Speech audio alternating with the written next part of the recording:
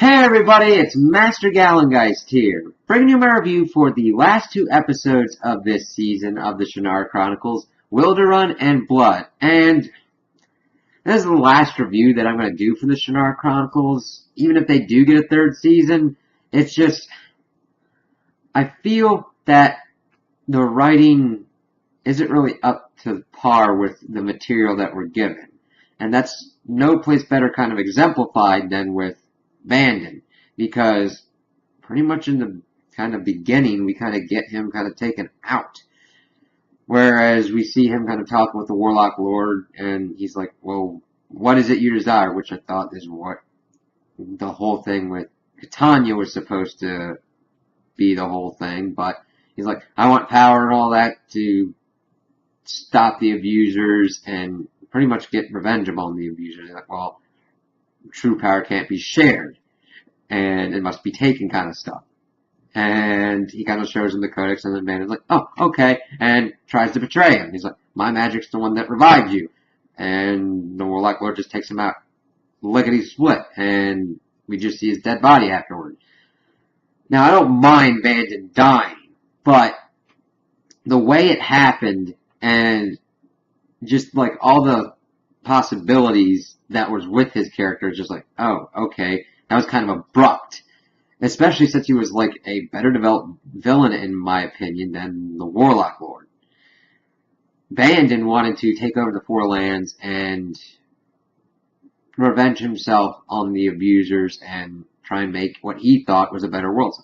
Okay, that's cool. The Warlock Lord just wants to corrupt all the Four Lands with dark magic. It's like, any other kind of deeper thing with that? It's like, alright.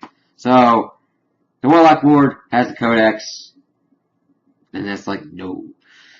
We get back to Al-Anon and Marith. He's apologizing to her for getting them in that situation, but who should come? Jackson and his band of merry ninja gnomes. So they're able to get everything done. He's able to like put out the fire, and they come up with a plan to go to Greymark because General Riga went there with the codex, and then they're like, well, the Warlock Lord's probably there. We gotta go see. So, of course, they go up. They see Bandon's body. He apologizes for failing him. They see General Riga's dead, and Jack says with the idea, okay, we'll take back Lee, since the Warlock Lord is probably searching to get into heaven as well. We then switch to Cogline, who has taken Lyria to the enclave that they had in the beginning to keep her safe and out of sight from the Mord rays and all that kind of stuff. So eventually everybody ends up at this enclave. Eritrea is used, and the Warlock Lord figures out that that's where everybody's at. We get some kind of other character moments. We get like Will and Marith talking about how he's got his truth and all that. We find out that Cogline was the one that forged the Sword of Shannara in the first place to defeat the Warlock Lord. But in the way Al-Anon was talking, the Sword of Shannara had been around longer, or if you're going to say it's like the most powerful, it's like, you might want to go a little bit more in depth than that. I just would have liked more development on that front. But we did get some cool kind of stuff with Cogline, because he was doing more kind of science-based kind of magic. Because, as we see, Cogline has made this kind of electric box to pretty much put Lyria in, since the Warlock Lord and the lead Mord Wraith have shown up. They put her, Will, and Eritrea in there. Al-Anon is pretty much trying to hold off the Warlock Lord, and not doing a very good job of it because of his weakened state. So, of course, Marith and Will are trying to get there to kind of like help him. But, of course, they end up coming too late, and the Warlock Lord stabs him through the heart. Says that he sends him to the like third layer of the Forbidding as his body disintegrates. Now, before this happened, Eritrea had pretty much become under full possession of like the Warlock Lord and the Mord race, and knocked out Will at one point, and was like beating up on Lyria. But she goes out, kind of gets completely possessed by the lead ward wraith to have the snake eyes and all that, and takes Lyria with her. And of course, Will went off to kind of help Al-Anon, but they see that, it's like, oh crap, I kind of want to know what goes on a little bit more with the forbidding kind of thing, but that kind of happens more towards the end of the second episode. Another thing that happens in the first episode is Jax, of course, gets to Lee, gets everybody back on his side pretty much, showing him the head of Riga, and he's like, listen, I know you're the captain of your men, we need to hold off the Warlock Lord and save everything. So then we get into the second part, and the Warlock Lord has everything under control. He's pretty much got Eritrea to send her into Lee to make sure that the spillways are open and takes Lyria up. And they use the stone to pretty much do a retinal eye scan of Lyria to open up Heaven's Well, where he's like, oh, thanks, knocks her out and then just leaves her and goes in. I was like, oh, that's a pretty cool mechanism. I like the blending of science and magic in this show. I just wish more was done with it, because this was a cool little thing. It's like something that you really wouldn't think of. It's like, oh, this kind of magical amulet also can scan your eye to know who's the one to open it up. But nothing's really else done with that. It's all kind of more streamlined, fast-paced for the current arc of what's going on. So, Warlock Lord's going in there. Cogline kind of gets Will and Merritt up to there because it's going to take a Druid and a Shannara to take his ass out. And he goes back to Lee to kind of see what's going on. Well, at this point, Eritrea has covertly infiltrated and knows where the spillway mechanisms are and just closes it up and knocks out the one dude, because Coughlin gets there, is like, no, crap! Him and Jax go in, and they're kind of getting a little bit screwed up by Eritrea because she's super powerful at this point. But they figure out, alright, we gotta, get this thing out of her. We gotta exorcise this demon. And I was like, wow, this is pretty cool. And the really cool part that I like is essentially Jax and Cogline ghost bust Eritrea. I know that sounds weird, but he uses this knife to get ready to get the Mordred to be expelled, has this design on the floor that opens up as he does a druid spell.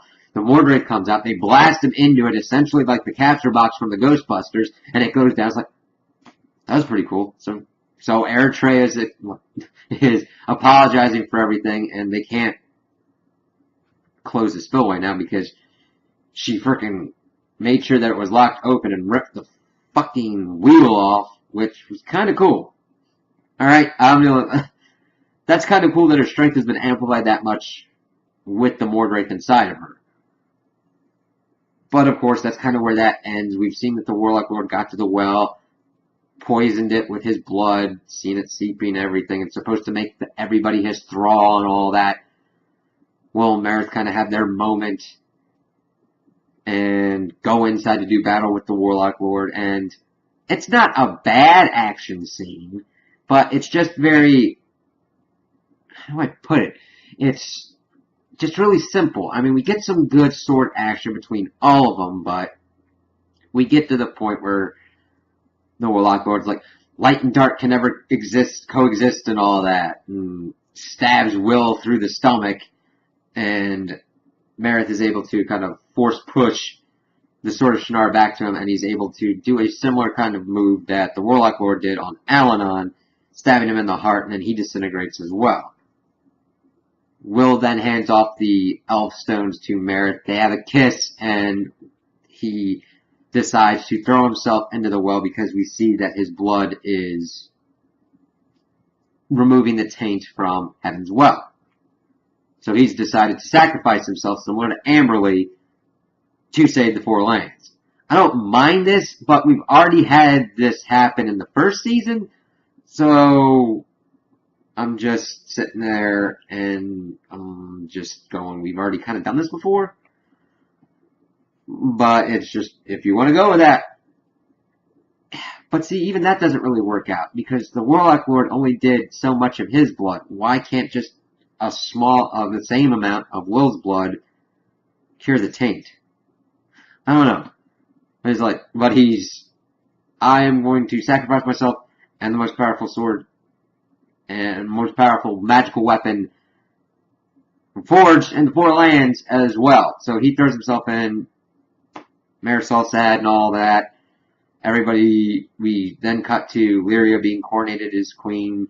She had proposed to marry Eritrea, and in this sequence of events, after they're like mourning the losses of everyone, Eritrea gives back the rings that Lyria had given her and saying, listen, I'll be back, but I need to figure out what's going on with me first. That's a pretty mature thing to do. Of course, Lyria is looking longingly after she kind of leaves and all that. And she's leaving with Coughlin to be trained to fight her darkness, as well as Merrick to be trained to be the full-fledged druid. And they've gone to Paranor. They put in Alanon's sword, which is a pretty cool scene. And then we get the cliffhanger. And I don't mind cliffhangers if they're done right. I'm more partial to teases instead of cliffhangers. I think that you should try and end your arc as cleanly as possible, and that way you've got at least some sense of closure, but are able to tease things to come. Kind of like how Stranger Things Season 2 ended theirs. They ended the current arc, and then teased what was to come. Here, Merrick's like, wait, is able to like feel the elf stones and that feel that Will's alive, which we've never seen that previously been used with the elf stones. Then, of course, we get the cliffhanger of Will nowhere near a body of water, looking up and about to get dive bombed by demons. So, evidently, he possibly was transferred to the Forbidding as well, I guess. And that him and Alanon are going to have to pretty much do a prison break out of there?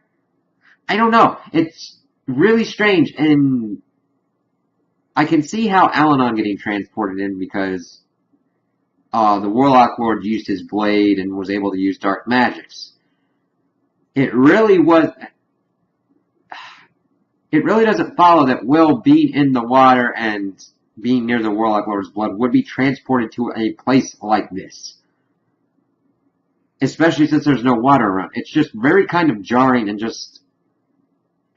It's an interesting concept, the execution and the development of, like, we went from A to C, and we're missing a crucial B step. Now they can work that in the third season, and be like, oh, how did he get here? What's going on?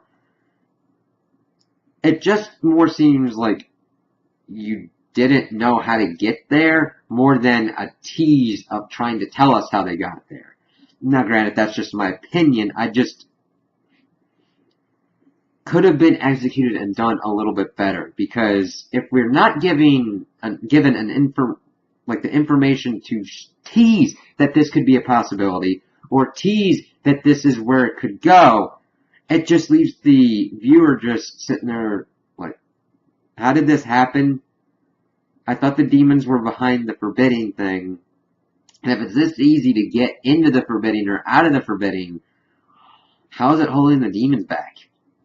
It just puts more questions upon how this happened and into the lore, rather than like in another show, if you're introducing this magical element, you truly explain the magical system that's going on, you're like, wow, wait a minute, how did this happen? Instead of, wait a minute, we were here, now we're here, how? You don't have all the information, and it's just kind of jarring. But I just felt that this season didn't do enough to do actual payoff for the characters and their story. It just,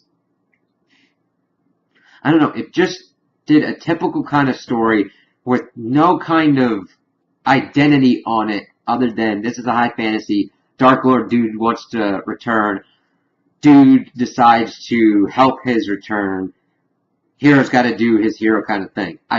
I don't mind that hero's journey. I love hero's journey stories. I just didn't feel that they were able to put enough of their own mark on it to warrant watching it to a degree. I mean, I wanted to watch it to see where it went, but it's just followed the same kind of numbers without putting its own kind of spin on it. So those are my opinions on the episode. Tell me what you guys think in the comments below. If you liked it, if you didn't like it, if you agree with me, if you disagree with me. Also like and subscribe, and I hope you have a good day.